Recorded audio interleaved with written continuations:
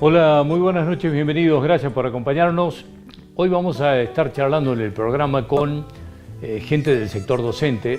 Va a venir a visitarnos Fernando Mazzone, el titular de la ADP. Queremos ver con qué perspectiva se están viendo estas negociaciones con el gobierno de la provincia fundamentalmente, para ver de qué manera van a afrontar las paritarias en un marco de incertidumbre dificilísimo y complicadísimo, porque los fondos de la Nación están, no sé si definitivamente, pero cortados, yo le diría de manera tajante.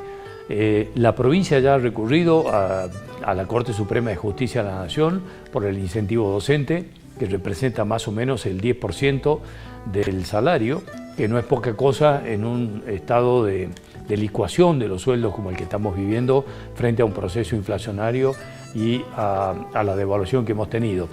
Vamos a ver cómo los docentes preparan la negociación con el gobierno de la provincia, con qué parámetros, qué expectativas tienen respecto de esto. Así que se lo vamos a contar en este programa.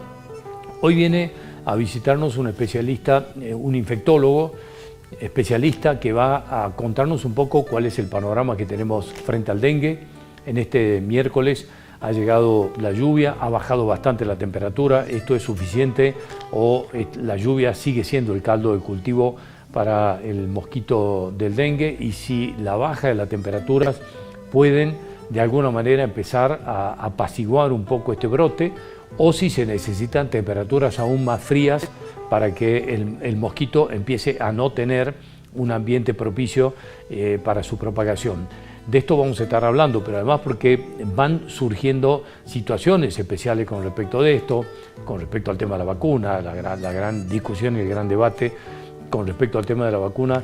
Y quiero hoy preguntar, porque se empiezan a escuchar algunas palabras que por lo menos parecen novedosas. Se empieza a hablar de neumodengue. ¿Qué significa? ¿Qué es esto? Tenemos que estar alertas, tenemos que preocuparnos en qué caso puede esto presentarse. Así que vamos a conversar de esto. Pero también, y como para ver qué pasa con el dengue en el norte de la provincia, va a venir a visitarnos un senador del departamento, de uno de los departamentos del norte de la provincia, con quien vamos a estar hablando no tan solo de esto, sino de la problemática del agua, de lo que está ocurriendo con el tema de las tarifas eléctricas en el norte de la provincia, donde hay una fuerte convulsión, yo le diría una enorme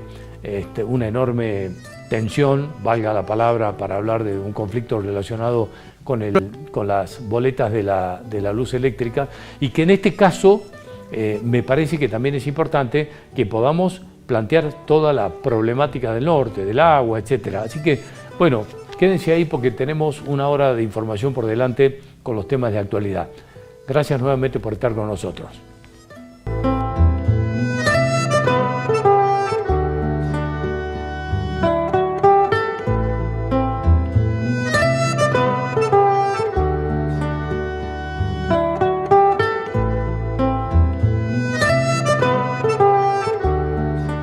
Bueno, queríamos hoy conversar un poco sobre el panorama docente, que es fundamentalmente de incertidumbre con respecto al tema salarial. Hay mucha preocupación también por el estado edilicio y la falta de recursos para obra pública, que indudablemente ha empezado a afectar a distintos sectores. Por eso hemos invitado hoy a Fernando Mazzone, que es el secretario general de ADP, para ver con qué expectativas están viendo las próximas negociaciones con el gobierno y cómo han leído ellos este recurso que ha apelado la provincia de Salta por el incentivo docente, nada más y nada menos que a la Corte Suprema de Justicia de la Nación. Así que, Fernando, como siempre, gracias por acompañarnos. No, muchísimas gracias por invitar. Yo insisto con que el panorama es de incertidumbre, porque no sé dónde más ubicarlo. ¿Cómo lo viven ustedes? Y a lo largo de todos los programas que me invitaste, siempre te dije que lo peor es la incertidumbre, donde no hay nada concreto del gobierno, no tenés con quién dialogar a nivel nacional. Yo celebro que la provincia haya avanzado judicialmente. Nosotros, a través de CETERA, que sabés que soy miembro de la Junta Ejecutiva, ya habíamos hecho la presentación ante el fuero laboral en Buenos Aires por el tema del incentivo docente, y el día miércoles de esta semana se amplió la denuncia porque el último día hábil de la semana pasada el presidente sacó un DNU donde elimina el incentivo directamente. La verdad que dentro de lo que elimina el incentivo, no hay certidumbre sobre la plata de infraestructura que se mandaba, sobre la plata de comedores escolares, una serie de cosas por la que yo sigo ratificando que para el presidente Milei la casta somos los docentes, porque a los únicos trabajadores de la República Argentina que se le mermó el sueldo es al sector docente. A nadie más, o sea, hay despidos, esas cosas, pero merma del salario de este fondo que hace 26 años lo viene cobrando el docente en su bolsillo el último día del mes, es una merma. Por eso es mi postura de que no voy a firmar ninguna paritaria con el gobierno de la provincia hasta tanto esos fondos no se restituyan, ya sea porque la nación o porque la provincia vea la forma de hacerse cargo del mismo, ¿no? Ahora, Fernando, estos aumentos que la provincia ha otorgado unilateralmente, digamos, ¿no? Porque les han depositado los últimos sueldos con algunos porcentajes de aumento. Sí. Eso está fuera de negociación, digamos, es una decisión unilateral del gobierno. ¿Está en algún parámetro de negociaciones informales, aunque sea, o cómo se decide eso? Se hicieron las reuniones, ningún gremio firmó, ningún gremio prestó acuerdo, el gobierno ante la rapidez de tener que liquidar los sueldos, liquidó con el porcentaje del 9% en febrero y el 6% con los sueldos de marzo, y queda este 9% con abril. Yo presenté una nota la semana pasada solicitando que se adelante la reunión, que era para el día 16 de abril, y se va a realizar este viernes a las 15:30 para seguir charlando. Pero por más aumento que me otorguen, yo no voy a firmar, ratifico que no voy a firmar una paritaria hasta tanto no aparezca esta plata que va entre los 25 y 50 mil pesos de los docentes que han visto disminuido su salario, ¿no? Claro, que es más o menos un 10% el incentivo, ¿no es cierto? Sí, es un 10%, pero plata no plata es plata que dejó de percibir. O sea, si vos me das un aumento de sueldo, pero me quitaste algo que venía cobrando, ese aumento no sustituye lo que te quitaron. A ver, en la práctica es una merma del sueldo del 10%. Exactamente. Digamos, exactamente. Y sobre todo en este proceso inflacionario. Exactamente. ¿No? Por más que vos recibas un aumento de sueldo, te va a seguir faltando esa plata que te quitaron. Así que eso nos tiene bastante preocupados. Estamos a la espera de qué es lo que contesta la justicia, pero mientras tanto, en el Congreso de la Nación hay más de 9 proyectos presentados por todo el arco político, a excepción del bloque de La Libertad Avanza, no tan solo por la oposición, sino por los propios diputados de bloques aliados al gobierno, donde piden la restitución del Fondo de Incentivo Docente. Es algo que se logró a través de una lucha de 1003 días de ayuno y con la famosa carpa blanca. Entonces, no sé cuál es la bronca y el capricho de haberlo eliminado, y ahora también están con el tema de seguir insistiendo de volver a poner el impuesto a las ganancias, ¿no? Claro, porque bueno, ahí ya sería... Sí, digamos, ahora le quieren cambiar el nombre. Pero sería otro golpe. Y sería otro golpe, porque tampoco se puede... Hay que ver en qué cifra quieren colocarlo ellos con la inflación que hubo, donde alcanzaría a más trabajadores. En el caso de los docentes, digamos, la cifra que se habla es de 1.800.000 pesos, por lo menos lo que trascendió, no sé si esto va a terminar así o no, pero muchos docentes podrían terminar alcanzados por esa cifra. Hay un sector que se va a ver alcanzado, pero es la mayoría de ese sector es el que trabaja en la zona inhóspita, el que entra y sale 2 veces al año para volver a ver a su familia. O sea, en medio de los cerros, en medio del frío, en medio del calor, en medio de todo se pueden llegar a alcanzar esos porcentajes por la famosa zona desfavorable. Claro, porque es por zona inhóspita. No, sí hay docentes, y acá en Capital, con una antigüedad como la mía, que cobramos más de 2 millones de pesos. Fernando, el tema del estado de las escuelas, y sobre todo con las lluvias, empieza a haber muchos problemas, digamos, se están faltando recursos que lleguen de la Nación para esto. Ya hay muchas complicaciones, ustedes están analizando esto o estamos dentro de un parámetro más o menos normal? Nosotros siempre estamos haciendo un relevamiento a través de nuestros delegados. El tema de la lluvia vive afectando. Se han suspendido obras que estaban realizadas con fondos nacionales y se han suspendido construcción de establecimientos nuevos. Por ejemplo, la Escuela Técnica Tesla de General Güemes, que está empezado todo el edificio, pero está suspendido por la falta de fondo de Nación, ¿no? Cuando al principio decían que lo que estaba comenzado se terminaba. Y estamos hablando de una infraestructura escolar, ni Dios lo permita, pueda ocurrir cualquier cosa en el estado edilicio en lo que están, porque si el gobierno durante muchísimo tiempo no hubo inversión, durante los 12 años, la escuela que construyó el gobernador Romero, hoy son una escuela rancho, si no hubo inversión. ¿Qué pasa en tu casa si vos te pasas 20 años sin arreglarla? Sí, sí. Se termina deteriorando. Lo que entonces, pasa en cualquier exacto, lugar. Sí, sí. Entonces hubo una falta de inversión muy grande durante 12 años. ¿Los 12 años de Urtubey me hablas? Los 12 años de Urtubey. Una fuerte desinversión para mí en el sector educativo. Y bueno, eso se ve afectado ahora, ¿no?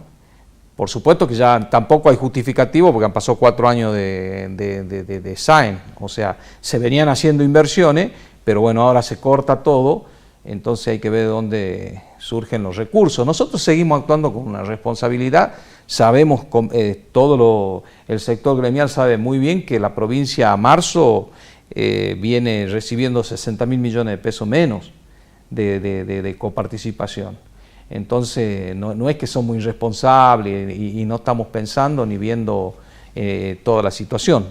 Analizamos todo, pero bueno, también la aberración del aumento de la luz que hubo, eso está autorizado acá por la provincia y es una locura. Pero además en los establecimientos escolares, digamos, debe ser tremendo.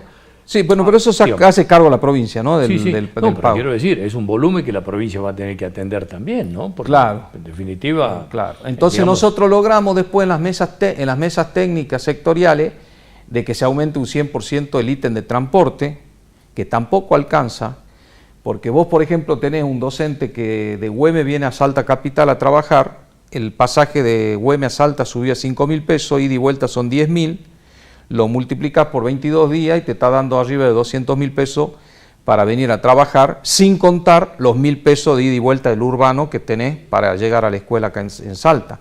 Entonces se está dando muchísima renuncia también de maestros porque no les conviene, sí,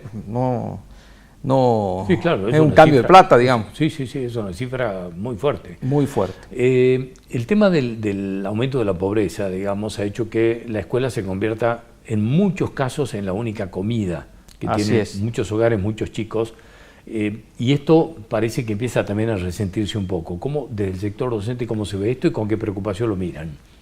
¿Cuál es la realidad de esto? Es muy preocupante, o sea, a partir de abril ya la provincia dijo que comenzaban nuevamente el tema de la copa de leche, independientemente de las escuelas que tienen el comedor. Pero había una porción de dinero que mandaba Nación que era de comedores escolares. Bueno, eso todavía no se está normalizando ese envío. Entonces también la provincia tiene que hacerse cargo de eso, y es verdad, como vos lo decís, es muy lamentable que haya un gran porcentaje de chicos que la única comida que tienen en el día es la de la escuela, ¿no? Bueno, ahí, digamos, son de los saldos más desfavorables, más dolorosos que está teniendo este ajuste. ¿Vos coincidís con quienes, digamos, o por lo menos se analizan los números, de que a pesar de todo este ajuste y todo lo que está pasando, hay un nivel de la población alto de aprobación a las medidas de Milei? ¿Ustedes lo perciben también igual? ¿Creen que es así? Y si es así, ¿por qué? Sí notamos nosotros que hay un alto porcentaje todavía que que respalda esta medida. Nosotros hemos tenido una medida de fuerza el día 4 de abril y acá en Capital el porcentaje alcanzó un 40%, o sea que hay un 60% de que a pesar de que le mermaron el sueldo, no acompañó la medida. No así en otras localidades como en el norte de la provincia, que hay escuelas que el 100%, ¿no? Si yo hago un panorama y te analizo, nosotros calculamos que ha sido un paro de un 70-75% de adhesión. Lo que sí te puedo decir que no hubo una escuela en la provincia donde por lo menos un docente realizó la medida de fuerza. ¿Por qué crees que pasa eso? ¿A qué le atribuís, digamos, que haya esta reacción de la sociedad? Y porque también hay que reconocer que el gobierno anterior fue un desastre. O sea, que hoy gobierne una persona como Milei, hay que fijarse qué es lo que pasó anteriormente. Entonces fue un desastre. Responsabilizás al gobierno kirchnerista de que Milei sea presidente, digamos, y que la sociedad se ponga permisiva con las medidas. Y lo que pasa es que yo sigo insistiendo, o sea, el desastre que fue el gobierno anterior permite que hoy tengamos un presidente como Milei, que no es un político y que todos esperan que actúe como político y no va a actuar nunca como político porque no es político.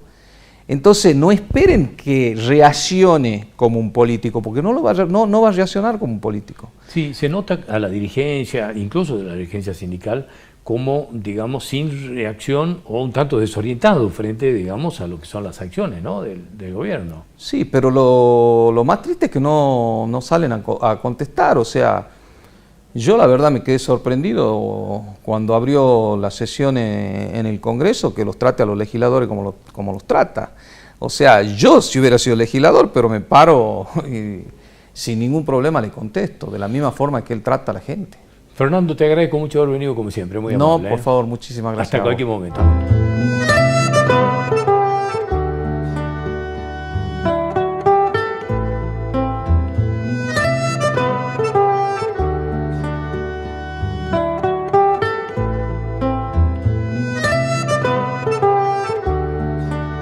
Bueno, le voy a agradecer a Antonio Salgado, al doctor Antonio Salgado, que nos esté acompañando hoy. Considero particularmente que es de las personas que más saben de estos temas en el país, así que podamos ilustrarnos, Antonio, y que nos puedas plantear un panorama de dónde estamos parados frente al dengue. ¿Podemos hablar del peor brote de la Argentina de dengue que hemos tenido en la historia o no? Bueno, muchas gracias por tu presentación, demasiado generoso, Indio, gracias por conmigo.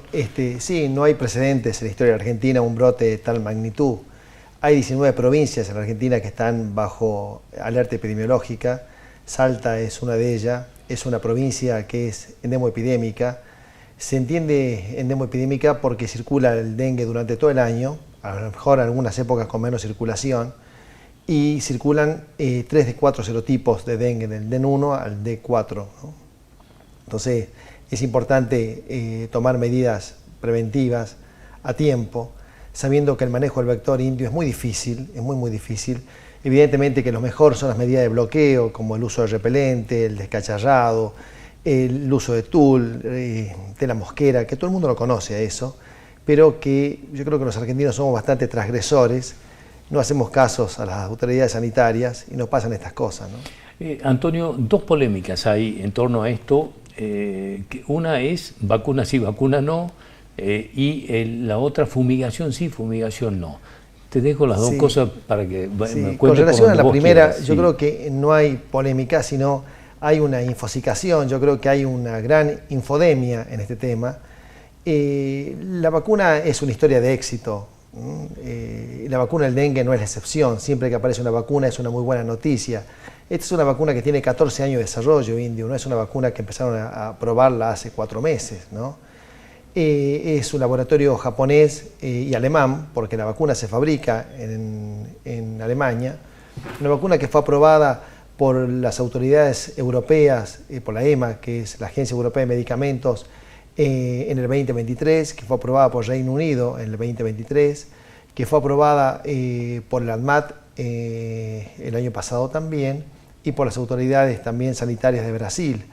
Es impensado presuponer que es una vacuna mala, porque es aprobada por los europeos, que son, la verdad que son países serios, ¿no? Es una vacuna que es muy inmunogénica y muy segura, y que es la única posibilidad que vos tenés, indio, para mitigar el impacto de una epidemia que no tiene precedente en la historia de la Argentina. Ahora, esta actitud del gobierno nacional frente a la vacuna, ¿crees que es porque no reaccionaron a tiempo y están buscándole la salida de por qué no tuvimos vacunas a tiempo? ¿O crees que es desconocimiento absoluto? No, yo no creo que sea un desconocimiento. Yo creo que ellos tienen la postura de ser observadores pasivos. No hacen nada. Yo creo que tienen una insensibilidad emocional, que es aquel que no le molesta el dolor ajeno. Y lo digo con mucho respeto, ¿no?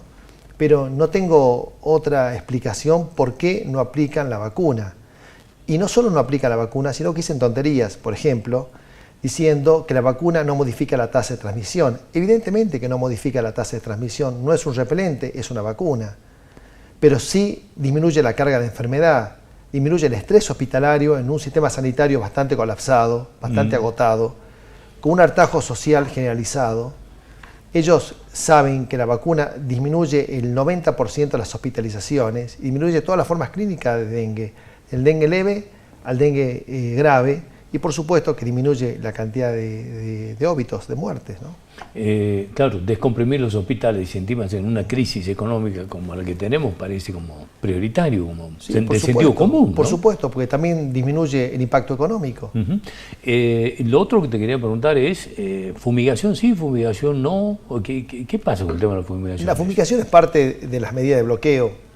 Se hacen en un área determinada, en un momento determinado. Supongamos que vos vivas en un vecindario de 3, 4 manzanas y hay un caso índice. En ese caso sí es conveniente generar una fumigación, ¿no? Eso es lo que se llama control del vector. Alrededor del domicilio. Sí, peridomiciliario. El mosquito antes tenía una distribución peridomiciliaria y ahora se ha generado lo que se llama urbanización del mosquito con circulación domiciliaria, ¿no? ¿Qué es empezamos a escuchar y te quería plantear esto, que es el neumodengue? ¿Qué es esto?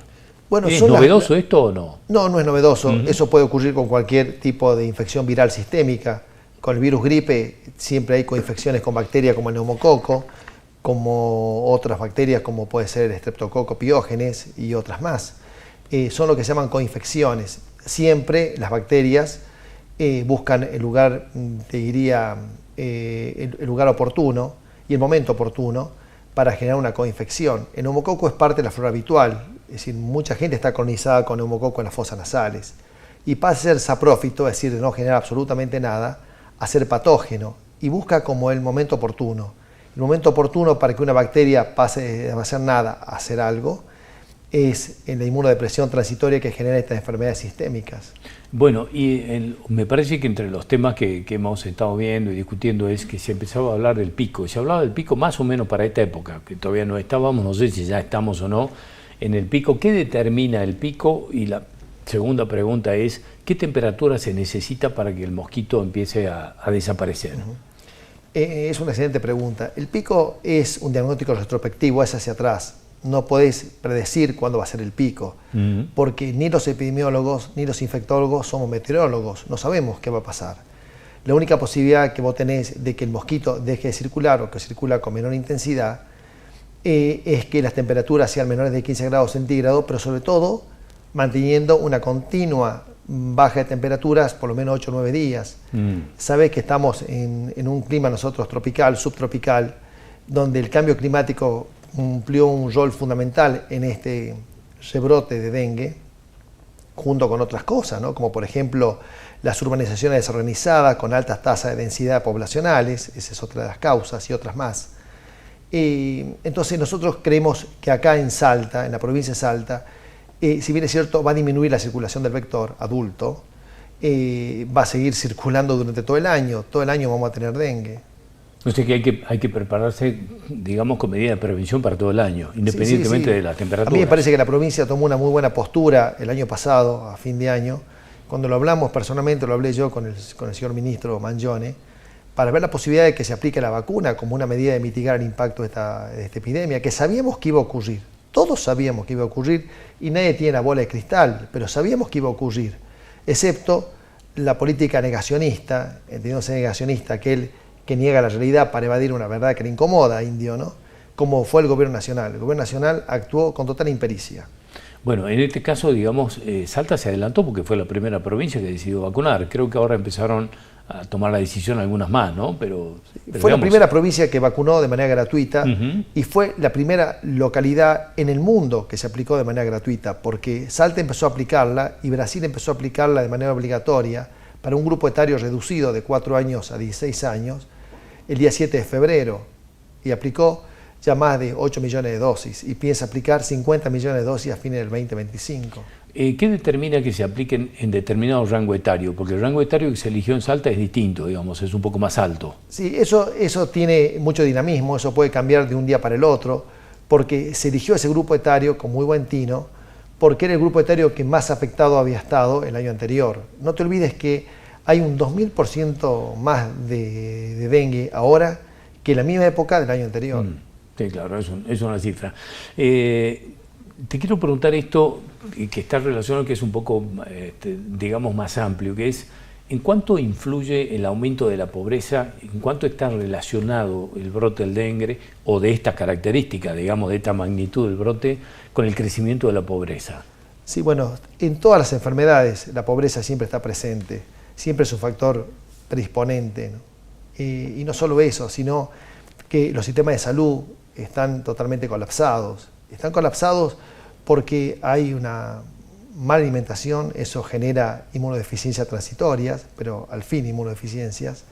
Y por otro lado, porque al haber tanto estrés sanitario, porque hay mucho estrés sanitario, los médicos y los sanitaristas en sus conjuntos están cansados y es habitual, salen de una pandemia, no tuvieron respiro, acá en Salta tampoco, porque salieron de la pandemia a la salmonela al dengue, es como que esta historia nunca acaba. Pero la pobreza siempre tiene que ver con estos brotes epidémicos, donde hay tanta desorganización poblacional, urbanística, donde no hay acceso al agua potable. Claro, las condiciones sanitarias son bastante malas. Son bastante malas. Y esto es, digamos, un caldo de cultivo. Sí, está más que claro que en toda crisis lo más difícil es la toma de decisiones, pero acá había que tomar decisiones que sean razonables y fácticas, entendiéndose como fácticas aquellas decisiones basadas en hechos reales y no en hipótesis. Y acá habían hechos reales, que era la aplicación de la vacuna en tiempo y forma, y no discutir sobre el sexo de los ángeles, como aquella historia bizantina, ¿te acordás? ¿No es cierto? Sí, claro. O la mientras cuadratura los turcos del estaban en la puerta de los palacios, los bizantinos, que se caracterizaban por ser dirigentes insensibles y frívolos, valga la comparación, hablaban del sexo de los ángeles. Esto es igual, es igual. Acá teníamos que haber tomado decisiones fácticas. Poner la vacuna sí o sí, no esperar a ver qué pasa y qué experiencia tiene Brasil para aplicarla, sabiendo que es una vacuna segura e inmunogénica. Sí, además te parece como muy extraño que las autoridades sanitarias de la nación están más concentradas en una polémica con los laboratorios, con esto, que en tomar medidas prácticas que atiendan a la cuestión, ¿no? Yo no tengo ningún conflicto de interés, no tengo ni vacunatorio, ni soy dueño de laboratorio, ni nada por el estilo. Y te puedo asegurar que si eso pasa, debería haber hecho la denuncia en la justicia y no largar esas informaciones así al libre albedrío. Mira, yo lo escuchaba al señor ministro, y esto no es una crítica, es algo observacional, que decía que había que usar ropa larga, si es posible de colores claros, y desalentar el uso del short, porque el mosquito así no lo picaba. Y eso es más o menos como que vos me llames a mí, que soy el bombero, el cuartel bombero, y me digas que se prendió fuego a la cocina y yo te diga: Indio, llámame cuando se prenda fuego el comedor. Es decir, hay que actuar con seriedad. Somos un país poco serio y la fama que tenemos de poco serio no la tenemos de arriba, Indio. Bueno, en este caso, digamos, ¿cómo tenemos que afrontar, cómo es este tiempo que se viene? Digamos, hoy nos tocó un día en que bajó la temperatura, este miércoles bajó la temperatura. Necesitamos 10 días de temperatura como esta, más bajas todavía, como para que apacigüe un poco. El impacto no se va a ver modificado, te lo garantizo, eso no va a ocurrir. Sobre todo en nuestra área, que es un área hiperendémica donde circulan 3 de los 4 serotipos posibles. Y el problema del dengue clínico es una segunda infección por un serotipo distinto al que fuiste afectado inicialmente. Entonces, seguramente octubre, noviembre y el año que viene vamos a estar más complicados si el gobierno nacional no aplica la vacuna. Insisto, la vacuna es la única herramienta posible en este momento para mitigar el impacto de esta epidemia. Antonio, te agradezco muchísimo haber venido como siempre, muy amable. Muchas gracias a vos por tu invitación. Hasta cualquier momento, muy amable.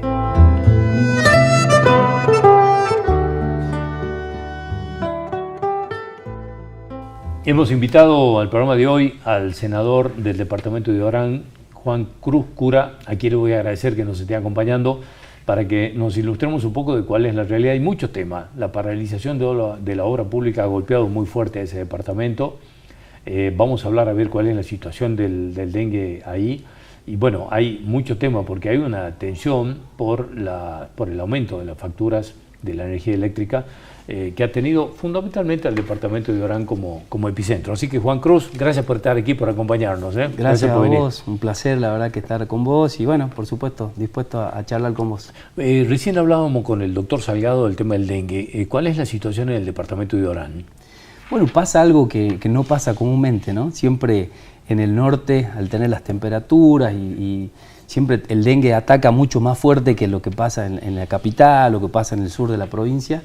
No digo que hoy no tengamos dengue en el norte, porque no es así, pero veo una situación mucho más controlada de lo que podría pasar en otros lugares de la provincia.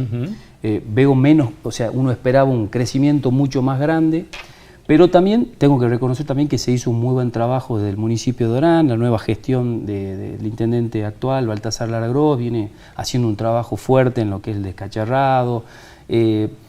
Y la verdad que justo esta mañana hablaba con el gerente del hospital de Orán, de San Vicente de Paul, que es un hospital también cabecera del norte, que es embudo de un montón de temas, y la situación está controlada, se está trabajando intensamente también, se han habilitado centros de salud para los febriles y todo, y se ve una situación adversa a lo que todos los años pasa, ¿no? Normalmente en el norte de la provincia siempre tenemos mucho más casos que lo que pasa en la capital o en el sur de la provincia o en los valles. Se supone que las condiciones climáticas del norte son como más propicias. O será también de la inmunidad, que ya tenemos muchos casos que ya tuvimos dengue y que hoy no nos está afectando. Igual eso. Ha entrado dentro de las prioridades de vacunación el departamento de Orán, ¿no es cierto? Sí, se ha avanzado bastante. Muchos casos también de gente que no quería vacunarse por este miedo del COVID, también de la secuela. Pero sí se sigue haciendo la campaña de vacunación, muchas consultas también por el tema de la edad, que gente que decía yo soy mayor y quiero vacunarme, bueno, tiene sus razones técnicas también que le hemos consultado al ministro Mayón en su momento. Bueno, quería consultarte por la situación del departamento de Orán. Hubo mucha tensión con el aumento de la energía eléctrica, ya mucha queja de los comerciantes fundamentalmente, de empresarios. ¿Qué está pasando? ¿Por qué Orán reacciona más que otros lugares? Digamos, ¿han tenido alguna afectación particular en ese departamento? Sí, Orán, San Martín, Rivadavia, Anta, te diría que son departamentos similares, ¿no? En sus condiciones, en sus problemas históricos, en sus asimetrías también. El tema de la luz es un tema también que viene hace mucho tiempo, con muchos problemas de falta de inversión, ¿no? Y no tiene que ver con este gobierno nacional ni con el gobierno provincial, creo que de muchos años de falta de inversión. Yo siempre digo, cuando hay crisis, en el norte por ahí se siente más fuerte esas crisis. Esta crisis, por supuesto, del problema energético que tiene el país, se ve afectado en el norte porque ya en el norte tenemos una costumbre. Yo te tiro un número que más o menos se corta entre 5 y 7 veces más de lo que se corta en el resto de la provincia en el norte, la luz. O tiene 7 o 8 veces más problemas de tensión de lo que tiene el resto de la provincia. Entonces, sumado a esto, que esta crisis energética que nos está tocando a todo el país, hoy el norte tiene mucho más problemas en lo que hace a la energía, lo que hace a la provisión de la energía, y nosotros desde la Cámara de Senadores hemos podido avanzar más en este tema de invitar a las empresas energéticas, al ente, a hacer pedidos de informes, y nos encontramos también con un componente que tiene un 40% que es provincial y un 60% que es de organismo nacional también, que maneja las tarifas y tiene un aumento muy grande, muy desmedido. Entonces hubo también, creo, un problema de falta de comunicación clara por parte del ente, que no comunicó por ahí que ese 78% que dio de aumento para febrero tenía también un componente del otro 60% de la factura que era muchísimo más. Entonces, claro, el comerciante le decimos 78%, pero ve la factura y está en un 200%, en un 150%, y por ahí eso creo que generó, no solo en el comerciante, ¿no? Pensemos en el jubilado, en la persona que se quedó sin trabajo, que está buscando un trabajo porque las empresas han cerrado. Así que eso también explica un poco la situación de tensión o de molestia, ¿no?, que tiene el vecino del norte. ¿Se ha logrado disminuir esa tensión? Yo sé, esto que vos me decías, hubo reuniones, ¿no?, que han estado incluso ustedes como legisladores, sí. Digamos, ¿ha disminuido la tensión, la discusión, o en qué etapa está? Veo como muy importante también que se avanzó en frenar el aumento para el mes siguiente, que era un 11 y pico %, para marzo y para abril estábamos hablando de un 22, 23% que iba a aumentar más la luz. Se hizo una refinanciación sin interés y por supuesto yo lo entiendo al comerciante, ¿no?, porque el comerciante por ahí sigue molesto o en esta situación en que le es muy difícil poder sostener un negocio, poder sostener una carga impositiva como tiene nuestro país, nuestra provincia, digamos, a nivel país los impuestos son muy grandes. Entonces, no digo que se solucionó y que quedó todo calmo, pero creo que hay un gobierno provincial que ha respondido. Nosotros también como legisladores vamos acompañando a responder con temas claros y también deslindando lo que es a nivel provincial, lo que es a nivel nacional, y poder atacar y también pedir la intervención de nuestros legisladores nacionales, ¿no?, para temas que son claves. Hablando de la intervención de legisladores nacionales, vos has tenido un protagonismo especial y has reclamado muy fuerte por obras públicas, fundamentalmente en Orán, sobre todo lo de la autopista Orán-Pichanal, que es, bueno, una obra emblemática de problemas, digamos, emblemática por problemas, no por mejora ni por nada. ¿En qué estado está eso y qué pasó con la paralización de la obra pública nacional? ¿Cómo ha repercutido en Orán? Tenés tiempo, ¿no? Sí, no voy a tratar de ser breve, sí, porque es un tema largo también para resolver, pero resumiéndotelo y contando para que la gente por ahí no lo sabe, es una obra que lleva más de 16 años, todavía no se terminó, es una obra que todavía tiene un zigzag lleno de parches y corchos, de cajas para poder separar el camino, no se terminó nunca, y además de eso está muy rota, tiene muchos pozos, una obra mal realizada. Tiene un puente en Hipólito Yrigoyen, un puente elevado que también fue a la Justicia Federal, que la Justicia Federal dictaminó que se tenía que hacer porque en su primera concepción no lo tenía. Y bueno, en función de eso, hoy está la obra paralizada, ¿no? Es una obra que le queda poco para terminar el puente elevado de Hipólito Yrigoyen, para que de una vez por todas, y ojalá después de 16 años, podamos circular desde Orán a Pichanal, que son los 25 kilómetros de la autopista, sin tener desvíos que hasta el día de hoy los tiene. O sea, esto es histórico, digamos, hablamos de 25 kilómetros, una obra que lleva 16 años y que no está terminada. ¿Esto qué es?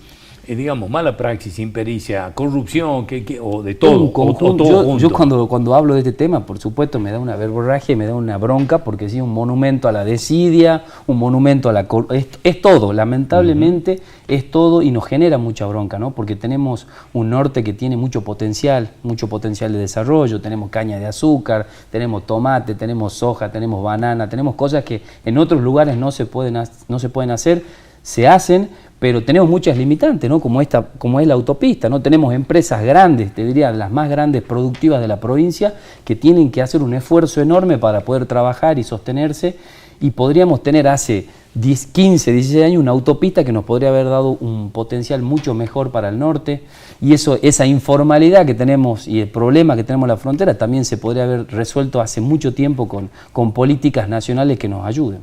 Te traigo y voy a intentar relacionar, porque hablamos de obra pública, de corrupción, de obras no realizadas y todo lo demás, y no puedo dejar de preguntarte por el Fondo de Reparación Histórica, que fue, digamos, una especie de monumento a la corrupción, de una desaparición de una plata de obras que no aparecieron nunca.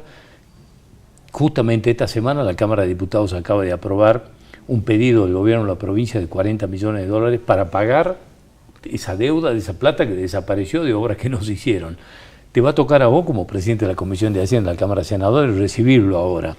¿Qué consideración te merece esto? Que Salta tenga que seguir hipotecando plata, pedir crédito, seguir pagando para no sé, para una plata que desapareció.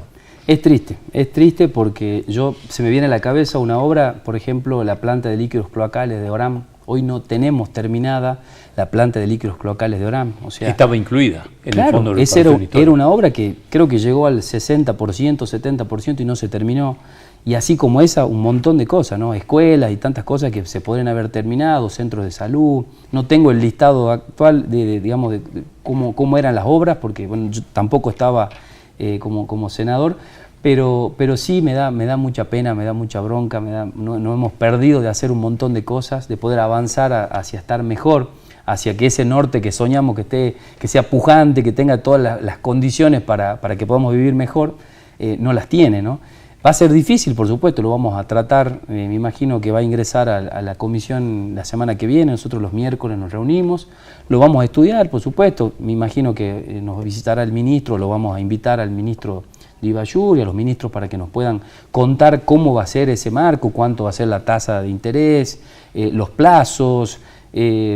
No es fácil, ¿no? Y también lo entiendo el gobernador actual, gobernar con deuda, si bien hay una parte que se pagó de esa deuda y ahí queda otro que es el Fondo del Bicentenario. Son tiempos difíciles, entiendo también los problemas que hay a nivel nacional con los gobernadores. Esperemos que haya un pacto, digamos, realmente donde no se prime solamente el centralismo porteño, sino que se escuche el federalismo que nunca se aplicó en nuestro país, que se pueda aplicar y que haya algo equitativo para que Argentina esté mejor, ¿no? No importa la bandería política, me parece que hoy ya las banderas políticas tienen que estar de un costado y hoy tiene que estar la prioridad de la gente. Hoy tenemos realmente una crisis económica fuerte. Después evaluaremos, ¿no? De acá a 1 año, 2 años, si este sacrificio realmente vale la pena. Ojalá que sí, ojalá que nos valga la pena para que estemos mejor. Yo te escuchaba hablar de tristeza, de pena, y me imaginaba lo que es, digamos, tener que aprobar un crédito como este para pagar una plata que nunca llegó a obras que se suponía que iban a reparar, ¿no? Lo que se suponía que era una reparación histórica de un norte de la provincia postergado, sin obras de infraestructura, de agua, cloacas, como vos mencionabas, y que haya desaparecido la plata, que no esté en las obras y que encima tengamos que pagarlo en un contexto de crisis, que tengamos que estar sacando plata para devolver de un acto de corrupción de este tamaño, es muy triste realmente. Sí, es complejo, me parece que bueno, que esto también como provincia nos tiene que hacer un llamado a que se tiene que transparentar todo, que se tiene que mostrar todos los actos públicos, políticos, que es manejo de fondos. Se tiene que, digamos, mejorar la comunicación desde ese lado. Yo te vuelvo al tema de la luz, decía, sí. Yo en el pedido de informe decía, quiero que se transparente, y de hecho lo ha contestado hoy llegó el pedido de informe que le hicimos al ente, donde nosotros le pedíamos que se disgregue cuánto es para Camesa, cuánto es para Trasnoa, cuánto es para Edesa, todo, tenemos que mostrar lo que son los fondos públicos, se tienen que mostrar, se tiene que transparentar, tiene que tener una página web. Hoy la provincia tiene una página web donde muestra cada una de las obras, dónde se están haciendo. Bueno, obviamente por la situación se han parado, pero me parece que eso nos tiene que dejar una situación de decir, esto no puede pasar más, de acá para adelante tiene que haber otro esquema, y por supuesto, y para atrás la justicia tendrá que actuar. Claro, que acá hay un tema en el que hay que trabajar, que es el tema de la boleta, ¿no? De que sea más clara la boleta, porque digamos, al usuario le llega, lo primero que hace es ver el número final, claro, es decir, ¿qué es esto? Sí. Y después es muy difícil leer una boleta, me parece que en eso habría que ser científico un poco, sí, tenés que apelar nuclear para saber un poco, qué pasa. Entonces me parece que ahí está, y coincido con vos en que hay un problema de comunicación, digamos, también de la empresa con sus clientes, digamos, la boleta se compone de esto. Así, lo más claro posible, pero bueno. Que sean claros los números y que se pueda mostrar qué va para cada lugar, porque también después cuando tenemos este problema que no sabemos bien, ¿a quién reclamamos? Porque sí, en el norte te hablo, ¿no? Que vivimos en el norte, muchas veces se corta la luz y nos dicen, no, Camesa hoy no mandó el servicio, o Trasnoa, no siempre de esa, o sea, siempre entonces, ahí donde yo digo, pero el que le pagamos es una empresa, sí, pero tenemos que saber quién es la responsabilidad de todo, o quizás en el momento más adelante se pague una boleta para la empresa distribuidora, que sería la de esa, otra para la otra, no sé, digo yo, o veamos de la forma que sí, sea mejor, ¿no? Yo incluso creo que le convendría a Edesa, digamos, tener una política de comunicación más clara y que le explique, porque si vos le preguntás al 98% 8% de los clientes de Edesa, qué es camisa, qué es Trasnoda, no tiene idea ni qué hace ni qué tiene que ser. Saben que le llega una boleta de luz tremenda que hay que pagárselo a Edesa.